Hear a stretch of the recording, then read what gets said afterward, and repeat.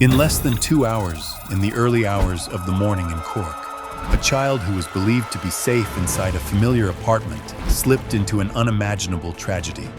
The silence in courtroom number 6 was broken when the jury announced that Karen Harrington, seen here earlier this morning on her way into court, was guilty of murdering Santina Cawley. She showed no emotion as the verdict was returned. July 5th, 2019, and Harrington was caring for little Santina at her apartment in Cork while the infant's father was looking for a cousin of his in town. What really happened during that brief window of time?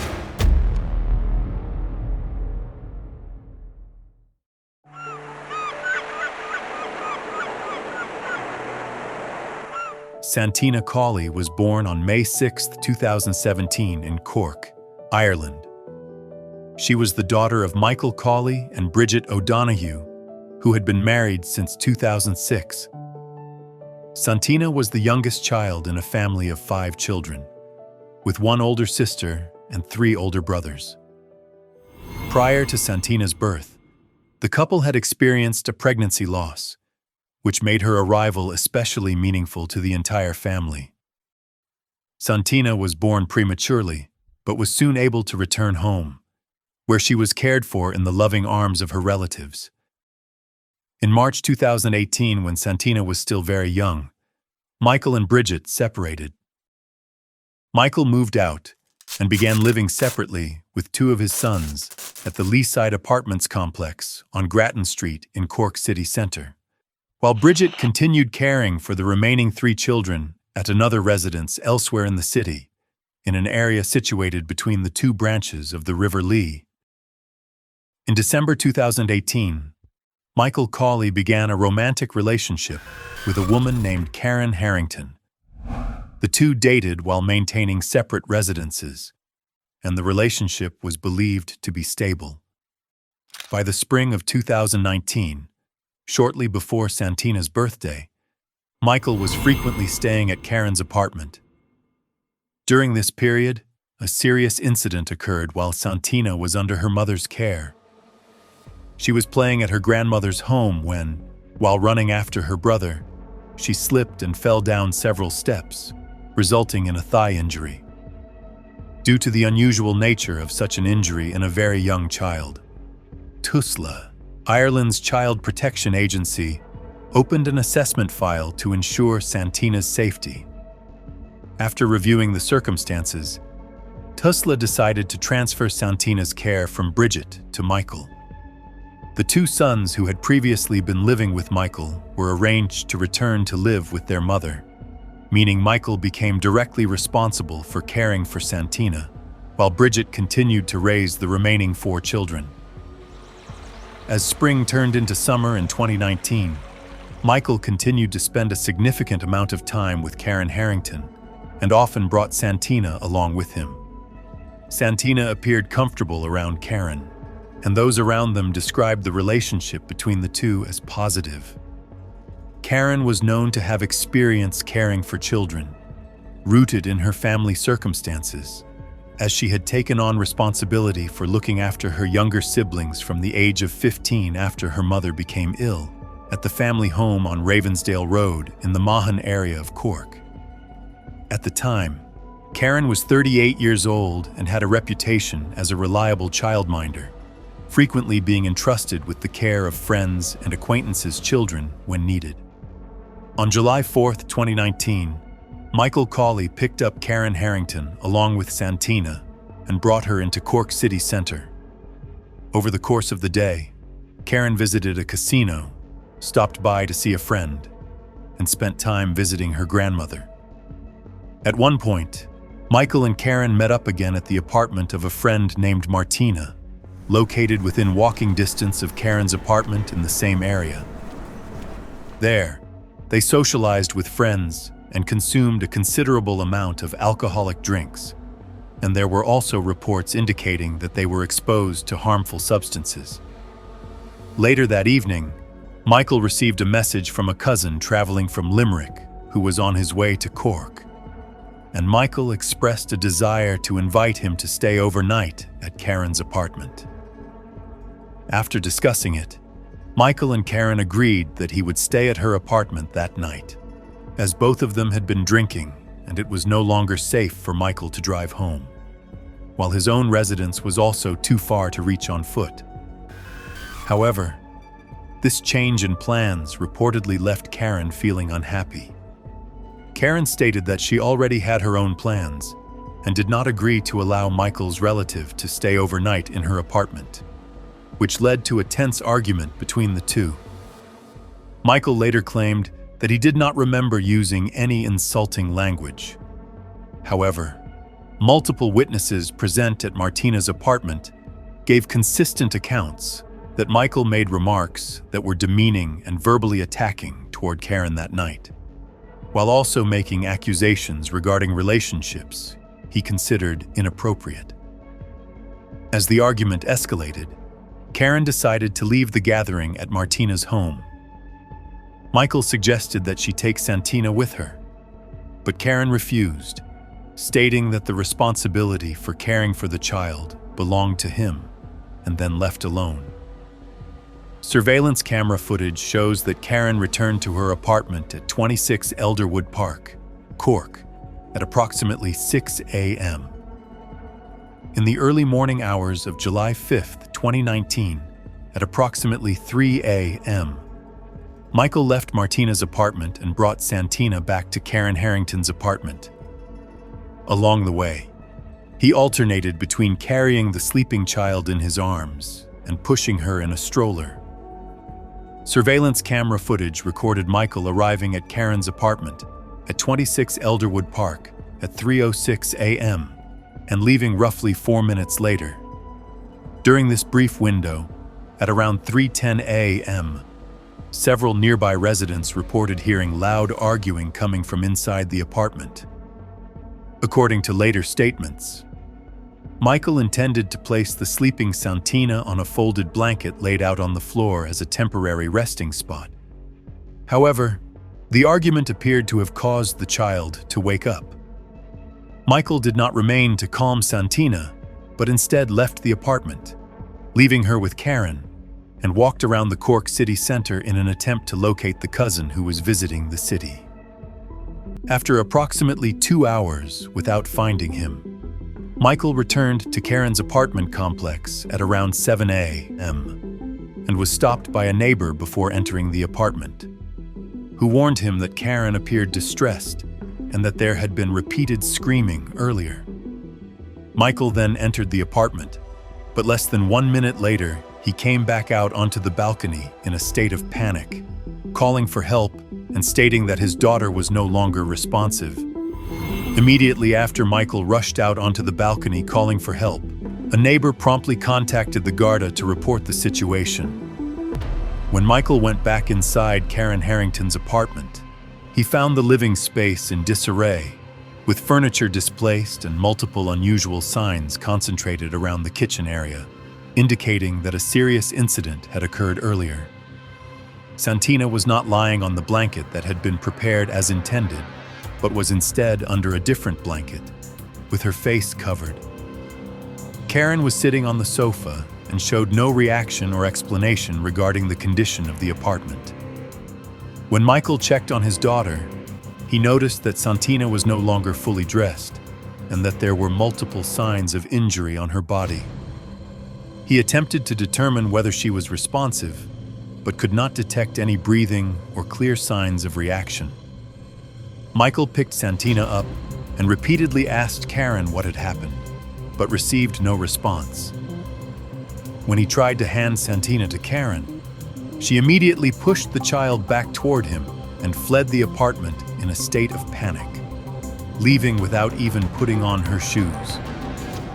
Garda arrived at the scene just minutes after the call and instructed Michael to remain outside the apartment. Sergeant David Tobin observed multiple unusual signs within the kitchen area and declared the apartment sealed for investigation. Shortly afterward, medical personnel arrived and took over care of Santina, noting that she showed no clear signs of responsiveness while Michael stood nearby. During this time, Karen returned to the courtyard area with an acquaintance, where several residents had gathered after being awakened by earlier screaming. Michael saw Karen and questioned her about the origin of the marks inside the apartment. Karen replied that they were her own and claimed she had been injured by a broken object, but the exchange was quickly cut short when the person accompanying her intervened to prevent the situation from escalating. Santina was then removed from the apartment and transferred to an ambulance to continue receiving emergency care, while Michael was not permitted to accompany her due to the need for space during treatment. Garda offered to bring Michael to the station, but he refused, stating that he wanted to go to the hospital to be near his daughter. Michael walked to Cork University Hospital with a Garda officer accompanying him to ensure safety. At the hospital, Santina was connected to life support equipment. However, doctors quickly determined that her condition was extremely critical, with multiple signs of injury on her body, indicating that this was not an ordinary incident. At approximately 7 a.m. that same day, Bridget O'Donoghue heard a knock at the door of her residence, and when she opened it, she found Garda officers standing outside. They confirmed Bridget's identity and informed her that Santina had suffered severe injuries and needed to be taken to the hospital immediately, but provided no further details at that time. Garda arranged a taxi to take Bridget to Cork University Hospital, and as she left, one of her sons got into the vehicle with her.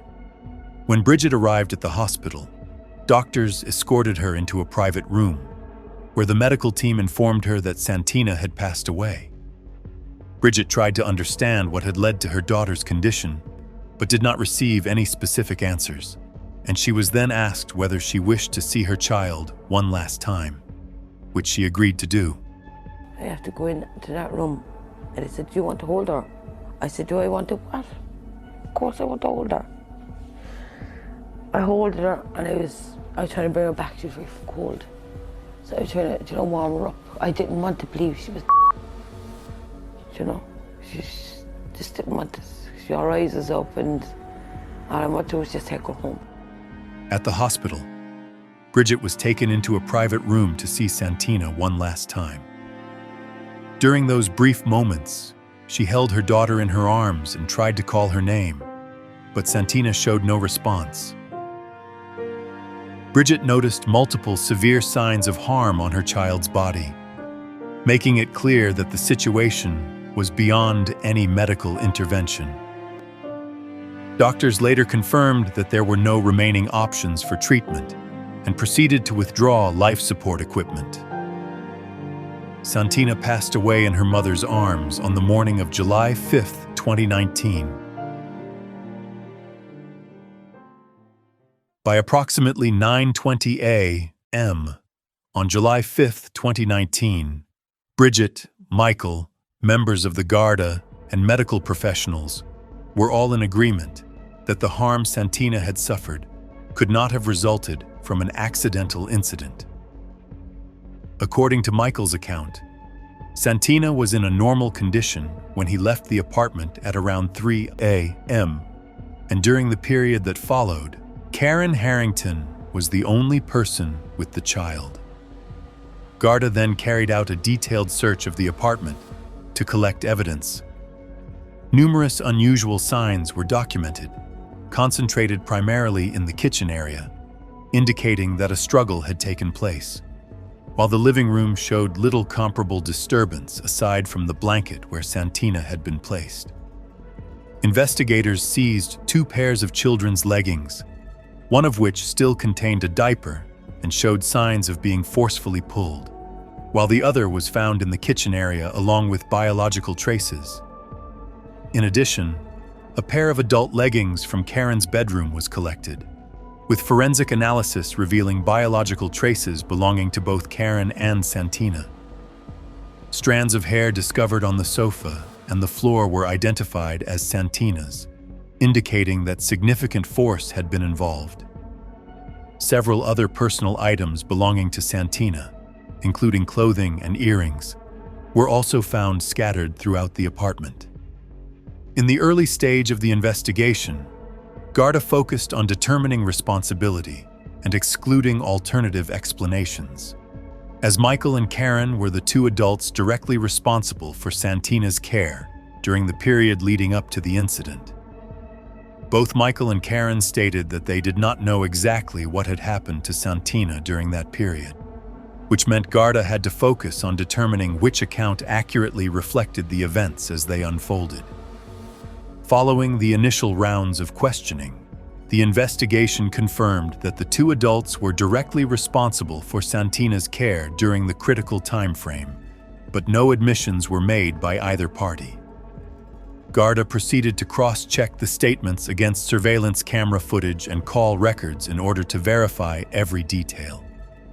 Michael maintained that Santina was in a normal condition when he left the apartment at around 3 a.m.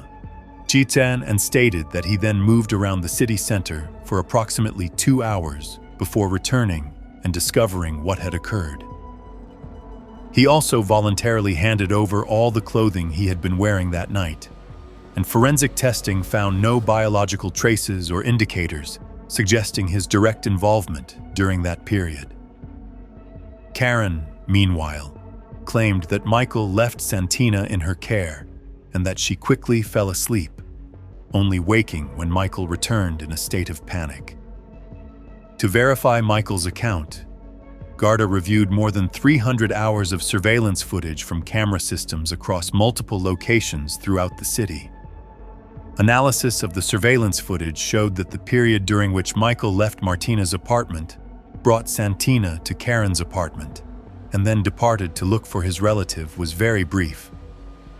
Citywide camera data recorded Michael moving on foot multiple times between 3 a.m. and 5 a.m., consistent with his statement that he was not with Santina during that time frame. At the same time, security cameras at the apartment complex where Karen lived, which covered both entry and exit points of the apartment, did not record any other individuals entering or leaving the apartment during that period, nor did they show Karen leaving the residence. A review of the call logs of both Michael and Karen indicated that Karen was not asleep between 3 a.m. and shortly before 5 a.m., as she made multiple phone calls to friends, her sister Michelle, and another resident within the apartment complex. Taken together, these data points reinforced the assessment that during that period, Karen was the only person with Santina inside the apartment. The next step for Garda was to interview residents within the apartment complex to determine whether anyone had witnessed or heard anything unusual during the period between 3 a.m. and 5 a.m. Although it was initially assumed that the early morning hours would make information difficult to obtain, it emerged that several residents had noticed abnormal events. Some neighbors reported hearing loud noises coming from Karen's apartment that night. One resident stated that at around 3 a.m., when Michael brought Santina back to the apartment, they recognized the voices of both Michael and Karen, then heard Karen shouting, followed by the sound of glass breaking after Michael left. That resident attempted to check on Karen's welfare by knocking on the apartment door, but received no response, prompting them to seek out another related apartment in an effort to make contact and confirm that no emergency situation was unfolding. After several attempts at knocking, Karen eventually opened the apartment door. The neighbors stated that prior to this, they had heard noises coming from inside, along with a tense-sounding voice believed to be Karen's. When she opened the door, Karen's first question was whether the Garda were present, after which she reassured the neighbor that she was fine, apologized for the noise, and said she was going to rest. The neighbor observed that Karen appeared anxious and more withdrawn than usual, and believed that she did not actually go to sleep afterward. Around the same time, Dylan, who lived in the adjoining apartment, reported being awakened by prolonged loud noises coming from Karen's apartment, including the sound of furniture being pushed and a sliding glass door repeatedly being opened and slammed shut. Dylan shouted a warning that he would call the Garda if the noise did not stop. after which Karen left the apartment and went down into the shared courtyard in an agitated state, continuing to shout and demanding that he contact the authorities.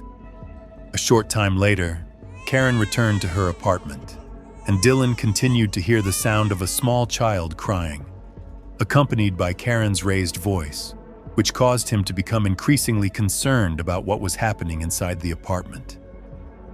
Dylan further stated that he heard Karen's voice alternating with the sound of a small child crying, including remarks that he perceived as mocking in tone, before being abruptly cut off by a loud shout at approximately 4:31 a.m.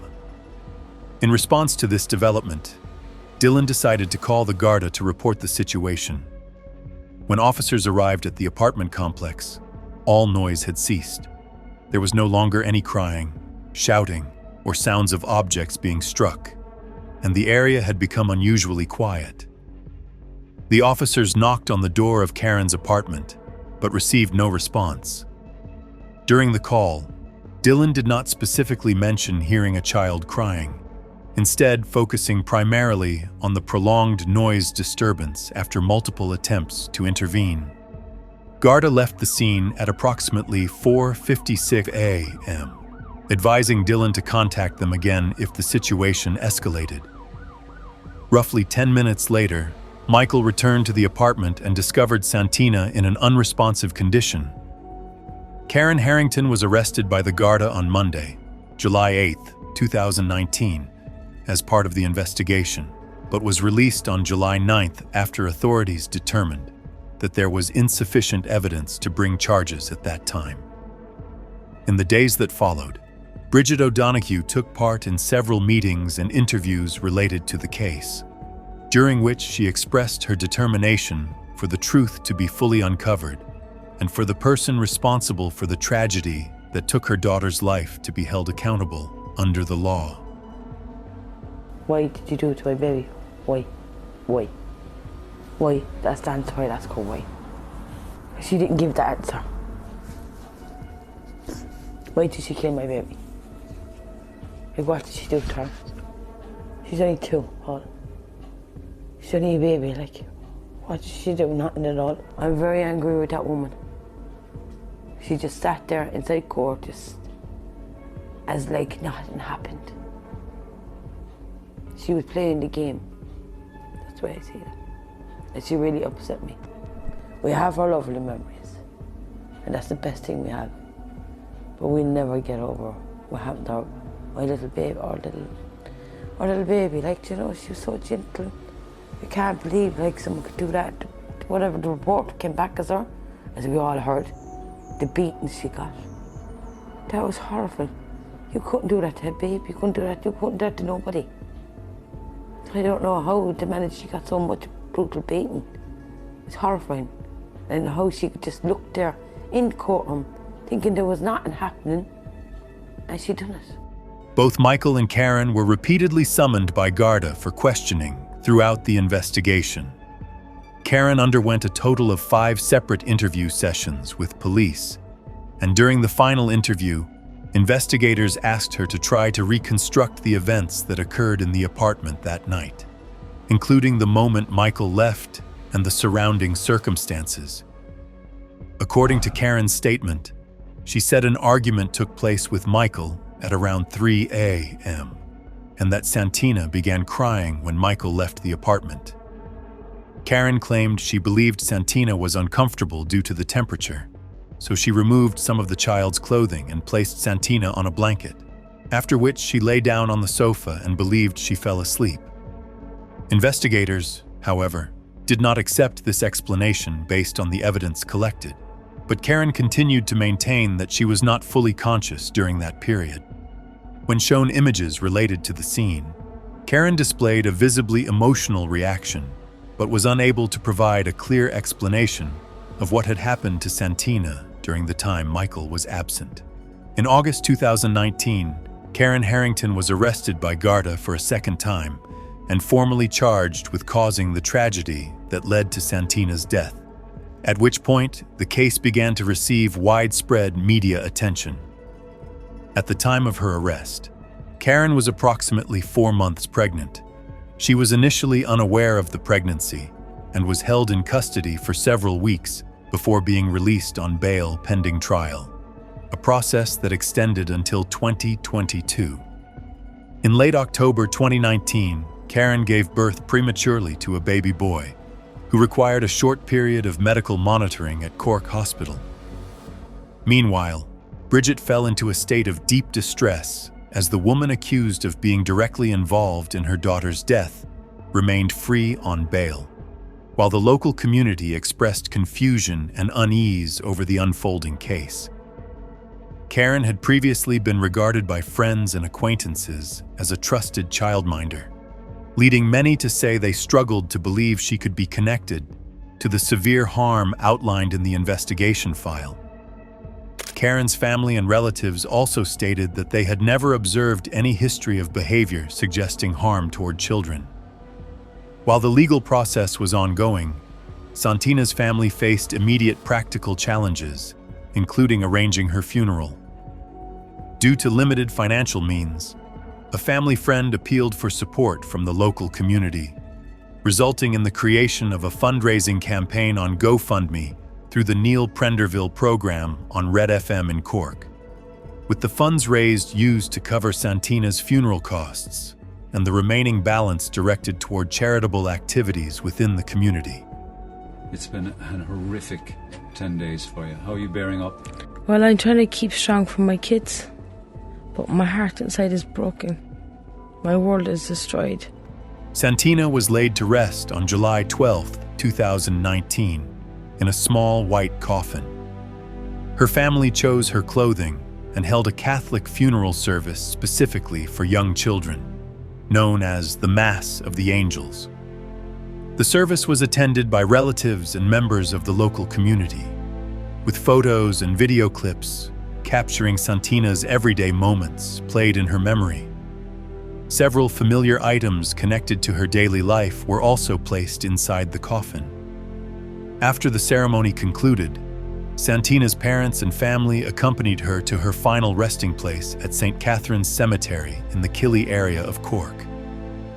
Following the burial, the family continued to tend to and decorate her grave as a way of remembering her and preserving her memory. In November 2019, the full forensic report in Santina's case was released. The findings concluded that Santina had sustained a total of 53 injuries, most of which were external signs of harm, along with several severe internal injuries involving complex damage across her body. The report also documented an older thigh injury that showed signs of healing and was determined to have occurred several months earlier. Forensic specialists stated that the number, severity, and distribution of the injuries on Santina's body were inconsistent with a routine household accident, and instead indicated repeated forceful impact over a short period of time. Based on the extent of the injuries to the head area, doctors concluded that Santina was likely rendered unconscious almost immediately, and this was identified as the critical factor that led to her passing. Because the trial was repeatedly delayed due to the impact of the pandemic, Karen Harrington remained out on bail for an extended period, with bail set at €5,000, and was permitted to reside at the home of an acquaintance. The bail conditions included reporting to the Garda twice daily, complying with a curfew from 8 p.m., not approaching the address where the incident occurred from 8 a.m. onward, having no contact with Santina's family, and surrendering her passport. In 2021, as Santina's family continued to wait for the court proceedings, on January 26th, Michael unexpectedly saw Karen on a bus at a time when the trial was scheduled to begin but was again postponed. In a moment of lost control, Michael followed Karen and an assault occurred, resulting in soft tissue injury to her. The incident was captured on surveillance camera footage, and Michael later voluntarily admitted his actions. Before the court, Michael acknowledged that he had failed to control his emotions and stated that the matter should have been left to the legal system, and as a result, he was sentenced to 10 months in prison, fully suspended on the condition that he commit no further offenses within a 2-year period. The trial of Karen Harrington formally began in April 2022 and was scheduled to last between 4 and 5 weeks. Throughout the investigation and during the court proceedings, Karen consistently maintained that she was not responsible for what had occurred and claimed that she had no clear memory of the events during that period. Prior to the trial, investigators repeatedly compared Karen's statements with the evidence collected, which showed that no other individuals had entered the apartment at the time the incident took place. Karen also confirmed the timeline of Michael leaving the apartment and acknowledged that she was the only person caring for Santina during that window of time. When asked to explain the significance of these facts, Karen admitted that the evidence pointed toward her, yet she continued to insist that she had no clear recollection of what happened inside the apartment in the early hours of that morning. Throughout the trial, Karen Harrington was permitted to conceal her face with sunglasses and a mask, and she displayed no notable reaction as evidence and testimony were presented over several consecutive weeks. Garda stated that more than 90 officers were involved in the investigation, following over 450 leads and collecting 320 witness statements in order to fully reconstruct the sequence of events.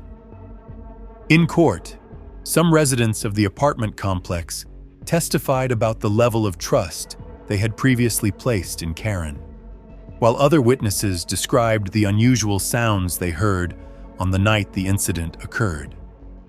Forensic experts and medical professionals gave specialist testimony, confirming the severity of the harm Santina had suffered, particularly in light of her very young age and fragile physical condition. Sergeant David Tobin, the first officer to arrive at the scene, also testified about his observations upon entering the apartment in the early morning hours, describing Santina as showing no signs of responsiveness when she was found, thereby reinforcing the conclusions presented before the jury. Sergeant David Tobin continued his testimony, stating that he detected no heartbeat or signs of breathing when he checked Santina at the scene, and that he attempted to administer initial assistance appropriate to her very small physical condition. During the trial, Karen Harrington took the stand and once again maintained that she was not responsible for what had happened to Santina, offering no additional detail beyond denying any role in the events.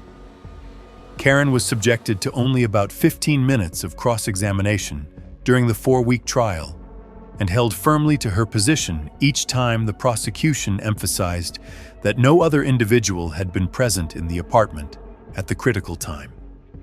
She continued to claim that she had no clear memory of those hours and therefore could neither confirm nor deny the actions that had occurred.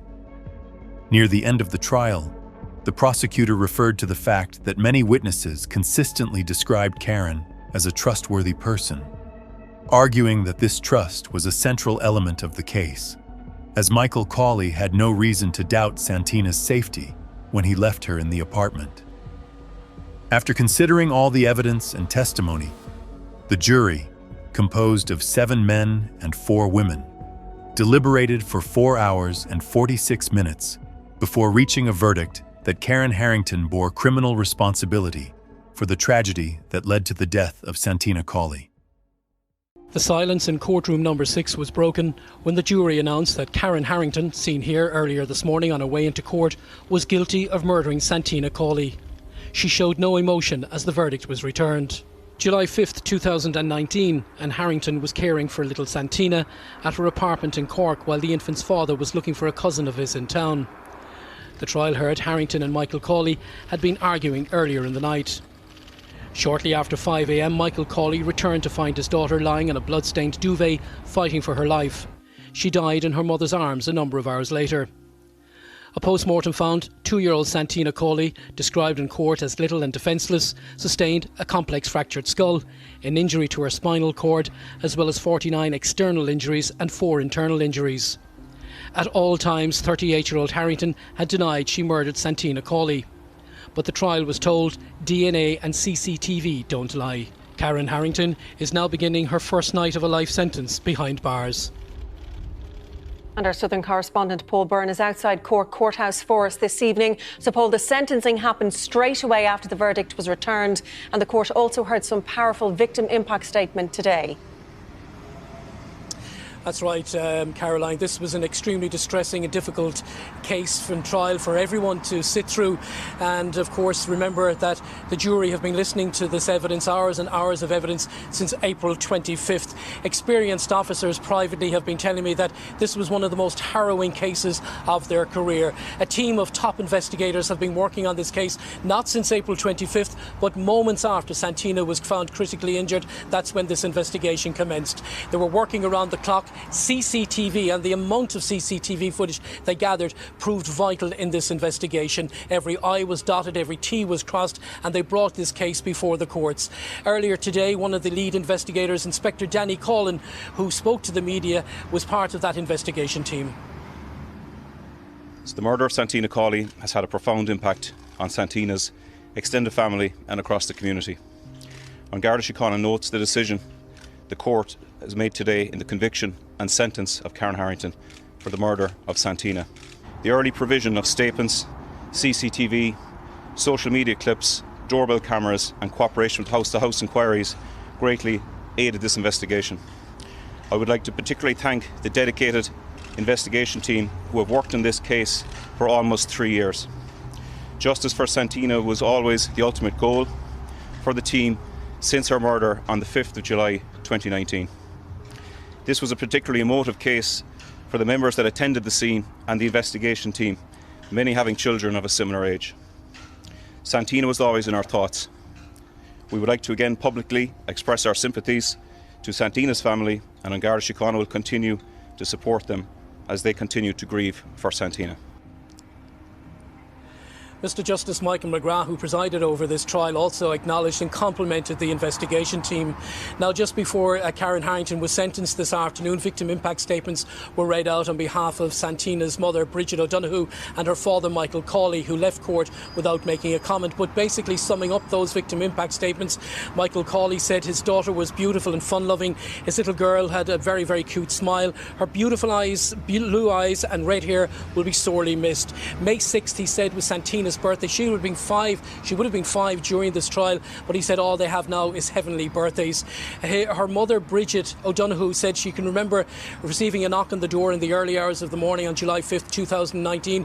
A guard standing there telling her that Santina had been involved in an accident and she had to go to Cork University Hospital, where a number of hours later little Santina was placed in her mother's arms. And she said she can remember the bruising and the swelling on her little girl's face, and she said basically, my little girl, she said, was in a dreadful condition.